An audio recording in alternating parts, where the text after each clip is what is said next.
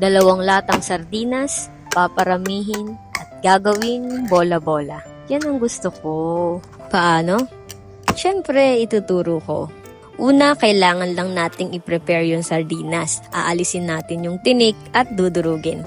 Pagkatapos nun, ay ihahalo na natin yung ating hiniwang carrots, spring onions, onion, garlic, ground black pepper at lalagyan ng chicken powder, all-purpose flour at baking powder. Hahaluin at pagkatapos nun, pwede nang iprito. Gumamit ako ng 2 kutsara na nilagyan ko ng konting mantika para mas madali yung paghulma natin ng bola-bola. Siyempre, hindi makukumpleto kung walang masarap na sausawan.